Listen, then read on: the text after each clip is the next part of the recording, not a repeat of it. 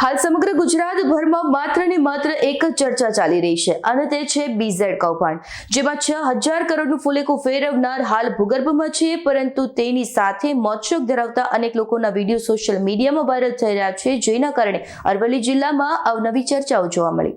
6000 કરોડનું ફુલેકું ફેરવનાર હાલ ભૂગર્ભમાં છે, પરંતુ તેની સાથે જ મોતશોક ધરાવતા અનેક લોકોના વિડીયો સોશિયલ મીડિયામાં વાયરલ થઈ રહ્યા છે। અરવલ્લી જિલ્લામાં આ વાયરલ વિડીયોને કારણે અવનવી ચર્ચાઓ જામી છે। અરવલ્લી જિલ્લામાં મંત્રી ભીખુસિંહ પરમારના પુત્ર કિરણસિંહ અને જિલ્લામાં યુવા મોરચાના નેતા અમિત પટેલના વિડીયો અને ફોટા સોશિયલ મીડિયામાં વાયરલ થઈ રહ્યા છે, તો બીજી તરફ BZના મૈત્રી ફાઉન્ડેશનમાં આ બંને લોકો ટ્રસ્ટી હોવાની પણ વાતો સામે આવવા લાગી છે, પરંતુ હાલમાં તો જે પ્રકારે અવનવા વિડીયો સામે આવતા આગામી સમયે CID દ્વારા અનેક લોકોની પૂછપરછ થાય તેવી માહિતી સૂત્રો દ્વારા પ્રાપ્ત થઈ રહી છે।